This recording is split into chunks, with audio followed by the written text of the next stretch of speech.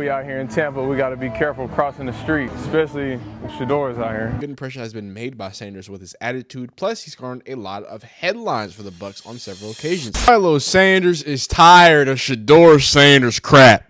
Not really. I think it was a funny time and a little snippet that he did in one of his YouTube videos. By the way, Shiloh Sanders is running it up on YouTube. He's running it up on live stream. And this little clip of him making fun of Shedeur Sanders for going too fast and too furious is a great excuse for us to check in on Shiloh Sanders. We're going to watch this clip and then we're going to check in on how he's doing in the safety race for the Buccaneers. Let's hear it. What he's calling out his brother. We out here in Tampa, we got to be careful crossing the street, especially with Shedeur's out here. Come on, dog. Come on, dog. Oh well. Oh, is that copyright music? Is that copyright music? And then I got another one for you. 1 second. And I know y'all have already probably seen it, but we didn't go over it. But this was Shedeur just a few days ago talking about learning from his mistakes. You know what I'm saying? He's just a regular kid. Like, what's wrong with y'all? I'm just a little boy. He didn't do nothing wrong. I haven't seen anything wrong. He's talking about overall in life. You know, I made some wrong choices. First, I got owned up to him. I made some, not great choices. He's saying that because he's an accountable person. I learned from the real people. I learned. He don't be doing it. I learned. Oh man, so he's learning from his mistakes, dog. He's learning from his mistakes. And by the way, apparently he don't Shiloh, he don't drive no more. You know what I'm saying? Apparently someone else driving the Wraith now. I'm not. I don't drive no more. You're batting. Yo, I swear this is why I make these videos, y'all. Y'all can call me a glazer all y'all want. Y'all can do it. The reason why I make these videos about both Shedeur and Shiloh, because Shiloh's making jokes. It's like, dog, they don't take it that, like, it's not that deep. Y'all take it that deep. Mary Kate Cabot, Tony Grossi.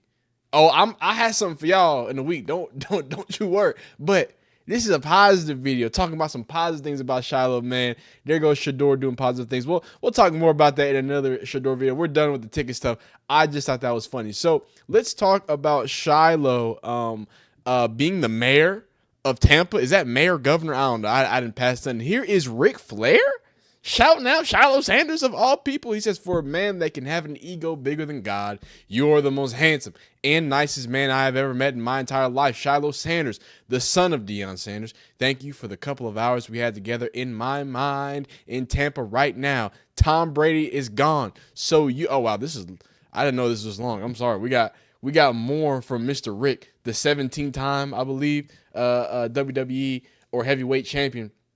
Tom Brady is gone, so you are absolutely the man. So I don't know how much weight the nature boy Ric Flair has in the locker rooms of Tampa Bay, but I tell you what, he's got the stamp of approval from the nature boy Ric Flair. I'll tell you what. And this is why I love making videos about Shiloh Sanders, dog. And I say this at the beginning of all my videos. It's like, this is a great story to watch. Shedeur is a great story to watch too. No doubt, absolutely. But there's a level of, I love Shedeur's confidence, right? But not everybody can be that confident. And you see the negatives that come with that confidence and holding yourself a certain way. Shiloh is very humble. He's very, chill. He's very whatever. He's easily relatable, right? So when I have these conversations, it's easier for me to relate. It's easier probably for you to relate. And I don't mean that in no demeaning way, but it just comes off easier. I have to decipher Shedeur to y'all because sometimes it's a little rough for y'all. So sometimes it's too much for some of my audience members. But Shiloh Sanders, I don't care. There is something about being likable. And we've talked about this because Shiloh Sanders has gone out of his way to be a likable person. He understands that his path to being and starting on this Tampa Bay team might be a little unorthodox, but what does it look like for him to have real defensive stats? Well, we've got a few things to go over. So this is a Pro Football Network article that's going to go over a few things, and one of those is actually this clip that we're going to go into first, which is Shiloh Sanders talking about his experience covering Mike Evans. Mikey 1000, give him the rock and he's going to get a 1000. Doesn't matter who the quarterback is, him,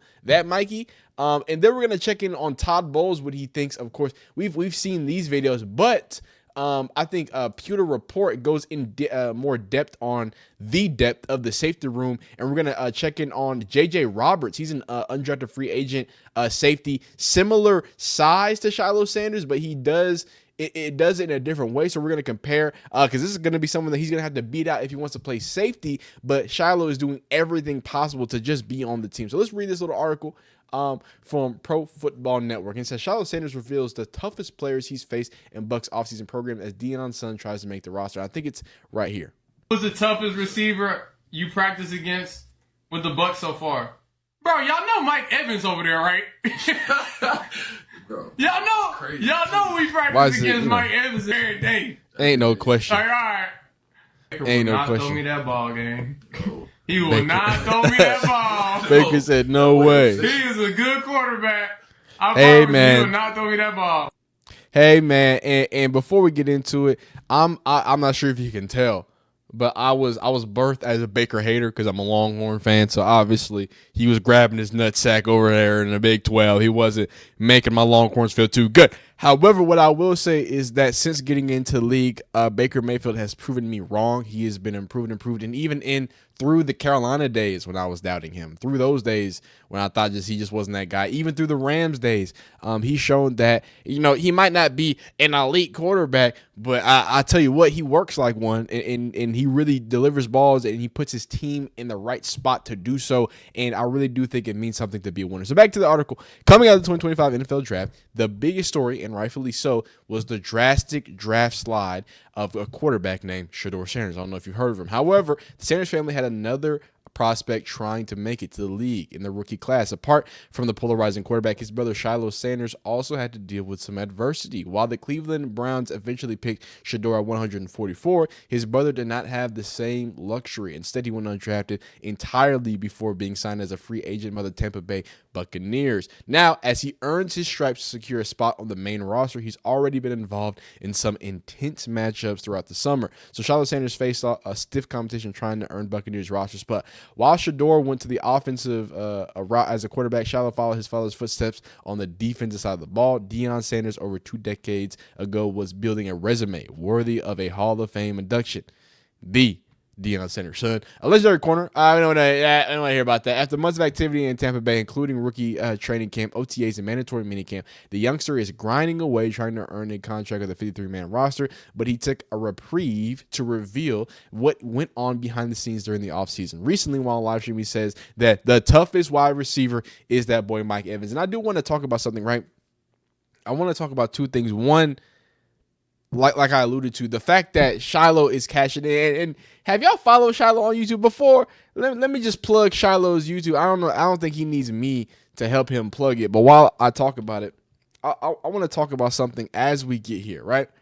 When we talk about maximizing your opportunities, we've talked about him bringing snacks. We've talked about the head coach saying positive things about him. We've talked about, and I have the video, Antoine Winfield Jr., at this point, a veteran, a rock on the defensive side, and a rock in that defensive back room, also singing his praises. And then somehow, right, and I know it's different, right? I think it's clear to say it's different, but while Shedeur kind of gets, some negative press, and even though he's live streaming and doing all that stuff too, I feel like he gets negative stress for adding the extra stuff on him. With Shiloh Sanders, I think we can all agree that it's nothing but a positive that he absolutely capitalizes off the situation. He rightfully doesn't know how long he's going to be in the league, and he's treating it like it. The videos are going up. You can see him being locked in with the city. He's going around to the stadium. He's getting his golf situation in. And then more importantly, kind of alluding back to the whole, hey, I'm going to get snacks, those initial things of him getting to rookie OTAs and different things like that. He just wants to be a teammate, dog. That's it. Shedeur just wants to be a teammate. He's joking with people. He's maximizing. He's bringing them all on his Twitch chat. He's inviting in to a whole nother level, right? Back in the day, getting snacks and being close with the media, what Shiloh is doing, those were like the only ways to get an extra leg up. The coach is already talking about you. Okay, cool. All right, bet. That's how you get your leg up. But now you can get your leg up with the fan base too. You think the live streams and him giving exclusive content, you don't think that Tampa Bay Buccaneer fans aren't like, oh, well, this is cool. Like, even if Shiloh Sanders doesn't make the 53-man roster, if he's just a practice squad guy, oh, well, I can look forward to more live streams, more videos, more things that will contribute as my fanness to add extra things and just make me more susceptible to like Shiloh too. But I think y'all get the point. Enough of that. Just let's finish this up. So after months of activity, including rookie mini camps, OTAs, he says Mike Evans is that guy. He's been practicing against them every day. Now, this leads on to another part of the story, and really the story that is Shiloh Sanders and his ability to make this 53-man roster. Because, look, being likable and doing all these other things, those are great things to get on the team. And I think Shiloh Sanders can get on the team, get on this 53-man roster. But come on, man. We know what any person who's playing their position, you know what they want. And here are some of the things that Todd Bowles has already been said, right? Todd Bowles has already said, hey, Shiloh Sanders' effort is more than just his physical effort. And look, we haven't put the pads on, right? People have been very critical of me and talking about certain players without the pads on. Look, they haven't put their pads on either. But if you're already starting to turn heads without pads on, I think that's important, right? These are NFL head coaches that don't need to pat anybody on the back, but they choose to point out someone like a Shiloh Sanders who, again, it's not that he's running fast and jumping high. It's that his performance in OTAs has been even more than just effort. He's smart, vocal, understands the game, and has been doing a good job from day one. And then you talk about the intricacies of it. We're going to get into this other article, but like I alluded to, you have Antoine Winfield Jr. This is one of the first people Shiloh Sanders went to, right? And this isn't just speaking to the knowledge and understanding of what it means to get to a team, but I think it's also what steps that he's putting towards to ensure that he can get there, right? This isn't just, oh, let me get to a veteran. Oh, let me hit up Mike Evans. No, how about I talk to somebody in my position, right? Somebody who on paper is looked at as more physically talented, but you also have the similarity with, having a professional, dad, and having that sort of shout out to lean with. So you kind of get that, you know what I'm saying? You get that give and take, that ebb and flow there. And so I think that was dope that he had this to say immediately about Shiloh Sanders. Yeah, he plays hard. He works hard. He really wants to learn, and he just wants to improve his game. And so that's something that you admire from somebody coming in who wants to learn and actually play this game. Well, and plus, I mean, you can relate to him in the sense that, you're coming in and you have a famous last name. Like, there's a lot of expectations that come with that, right? Yeah, I'm sure he understands, and I'm sure he grew up with it. same with myself, but he's a great kid. He works tremendously hard, and can't say enough about him. And I think that's all you can say about it, Antoine Winfield. The fact that he has those thought processes about him, and the fact that you're already starting to, like I said, it's making me feel old, but he's a veteran at this point, specifically a veteran in that locker room. Someone like Antoine Winfield, he's already kind of impressing, and not just impressing, but the fact that it feels like Antoine is impressing upon Shiloh Sanders is even more important. That's that next level of a relationship. But here is Pewter Report. Now, if you're a Buccaneers fan, I'm sure you know about them. If you're not, and you're just a Shiloh Sanders fan that's now a Buccaneers fan, or you're a new Buccaneers fan, please give them a follow on X. And more importantly, make sure you check out their, what's it called? What do you call these things now? Articles. They do a great job. They're a fan group. And I've been looking at them for years, just looking at NFL stuff. But they report similarly, or not similarly, but they're going to report really about the safety position as a whole. I'm not sure if you saw it, but here it is. Todd Bowles actually speaks about kind of the almost limbo that they have, where there's a lot of nickels, not as many safeties. This is the last thing he said about the position as a whole. That's fine. All of them. You got Tyke, you got Parrish, you got JJ, you got Zion. Depending on how the team shakes out and what kind of mix we have, they're different type of players. You got Izzy. We got a bunch of nickels right now. We need safeties and corners. We got about 4 or 5 guys that can fill that nickel role. Speaking of safety. So too many nickels, not enough safeties. And if I'm deciphering, because, I've played years in the NFL, I have not. But if I'm deciphering that out of head coach speak, that means, hey, these guys can do these great things. But who can I in that safety room say, oh, yeah, you're an alpha dog? As much as do not take it away. The nickel position has become one of the most important positions in all of defense right now in the modern NFL. The way that the offenses are just using it, the way that they're abusing, space and abusing some of these. I mean, and I say abuse not like in a negative way, but just like they're doing a really good job manipulating space and putting some of their number one wide receivers, number one receiving threats in these slot places where, hey, you better hope that's just not a linebacker covering the slot. You better hope that's just not a safety. You better hope that you have a nickel. But I think that also reinforces the fact that you need to have an alpha dog at safety. Hey, I can take over the top. I can be a free. I got the deep third. Hey, I got the deep half, dog. Just cover one. I got the range to cover this. Y'all do what y'all need to do. If y'all want to send man blitzes, let's do it, right? It takes a level of security that I can trust you on the back end if I'm going to get exotic on the front end to go ahead and get these pressures. But let's read this article. It says, on top of the depth chart, at safety, the Bucs boast a duo that has potential to be a top duo in the league. Former All-Pro Antoine Winfield Jr. and promising second-year player Tyke Smith, who is likely to play his natural position this season after playing in the nickel. What lies behind for the Bucs at safety after Winfield and Smith is where the real intrigue begins. It's what's impossible to fill up every position each offseason, and Tampa Bay certainly is good to go with their starters. However, the Bucs are rolling into the season with backup depth at safety that is all undrafted free agents. Bucs have many undrafted free agents for backup safety. Tampa Bay has typically excelled when it comes to finding undrafted free agents that will make an impact on this team. Christian Izzy, like Coach alluded to, is a shining example of that going into his third year. Izzian was a starter at the nickel in 2023, recording 2 interceptions on the season. He relinquished his role in 2024 to Smith and became a jack of all trades for Tampa Bay. Izzian started at safety when injuries occurred, moved back to nickel because of the same circumstances, and Ian wound up playing at corner in the season opener when an emergency situation came about. Hey, that's called being there. That's being ready on call. Izzian has been a staple of hustle and effort that every defense can use. No spot is guaranteed on this team in 2025 season. The third-year player out of Rutgers seems like a spot is safe on the roster. First off, one of my favorite things about going deeper into these stories, whether it's Shedeur, Shiloh, whoever, former Buffalo players, is that you get to meet new players that, you know, I watch a lot of college football. I didn't know about this dude, this third-year guy out of Rutgers who is basically embodying the model of what you expect Shiloh Sanders to be able to do, right? And that is to be as usable as possible in as many places as possible.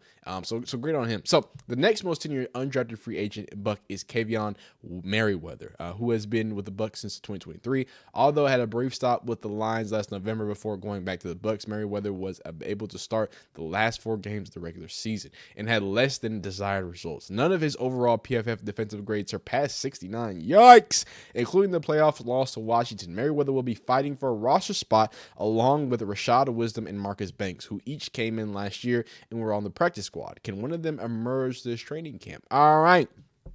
Now here comes the money. Bucs have 2 important signees, though. And this is where it gets a little mixy and tricksy. Also in the mix are 2 more safeties that were signed as undrafted free agents after this year's draft. One is former Marshall safety, J.J. Roberts. We're going to go a little bit on him just because I think he's an interesting prospect who was given a contract on the higher side. This is important. On the higher side of payouts for undrafted free agents. The Bucs front office, including general manager Jason Licht and vice president of player personnel Mike Beal, are each very excited about. So, right, this is a guy that if Shiloh Sanders is serious about playing safety, now getting on the team, hey, we saw him do some special team drills. Maybe that's the reality for the first year. Hey, ain't no shame in being a starter on special teams in the NFL. Boo-hoo, you get paid a lot of money to play football. I think you could be in a worse circumstance, right? But the goal is to play safety, to get some picks, to start showing up, and to show people why you're more than an undrafted free agent, right? And you're going to be battling with a guy in J.J. Roberts that coming out the gate, clearly the GMs already have a strong liking to. So The other safety is a polarizing figure that has brought a lot of positive energy to Tampa Bay, and that's Shiloh Sanders out of Colorado. Sorry, hiccup. The son of Hall of Famer and Colorado head coach Deion Sanders, a good impression has been made by Sanders with his attitude. Plus, he's garnered a lot of headlines for the Bucks on several occasions. He'll have an opportunity to compete for the practice squad with several others that were mentioned. And then Todd Bowles, and we kind of talked about that. We have people everywhere. And I want to speak about this because, again, this is someone who's very close.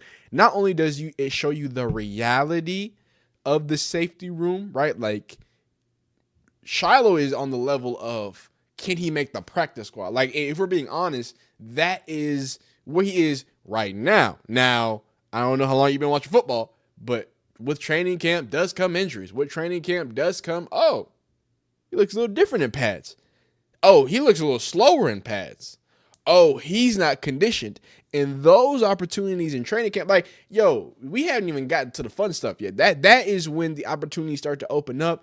And then, again, I think this is going to be one of the only times I've ever cared about preseason because there are so many great storylines coming out of these collegiate football players. So that's absolutely dope. But let's talk about that. Like I alluded to, J.J. Roberts coming out of Marshall. Now, he ran the elusive 4.40 that, if you remember, you've been following Shiloh Sanders' journey pre-draft, he was trying to run because his dad, he said he's going to get a new car if you run that 4.4. He did not. He sadly ran a 4.52. So you're talking about a player who is quicker than Shiloh Sanders when it comes to the 40-yard dash. The Bengals also met with Marshall. So a lot of teams had interest in him, right? Roberts was the highest graded safety in college football last year, according to Pro Football Focus. Now, his RAS score is 9.67, which, if I'm not mistaken, is almost perfect. Isn't that like almost perfect? Isn't 10 perfect? So his composite size is bad. He's 5'11", which is about the size of Shiloh. 192. Good. Wow, 20 bench reps. That's pretty not bad. Vertical is a 40.5. Broad is a 10.06. 40-yard dash 4.41 official. But hey, I ain't mad at a 4.4 from a safety. 20-yard split 2.56. Agility shuttle 4.11. That's nasty. And then a 3-cone 6.76. Also quite nasty. So this is somebody, when you talk about the difference between practice squad and actually being on the team, that Shiloh Sanders is going to have to beat out. And right now, at least from Pewter Report, it's looking like Shiloh Sanders is a practice squad guy, outside looking in, but clearly someone who has an opportunity to make a team. So y'all let me know down below, do you think Shiloh Sanders is going to make the 53-man as a special teams player, as a safety? Do you think he's a practice squad guy? Do you think he's about to bounce around? I don't know. Look, he's the mayor of Tampa Bay down there. I don't know. Him and Ric Flair are locked in. I don't know how this could go wrong. But hey, y'all let me know down below. Appreciate y'all watching. Like this video if you like it. Dislike it if you don't like it. Subscribe if you enjoy football content of all shapes and sizes. Man, continue to be great. Continue to be phenomenal. We'll see you next time. Peace.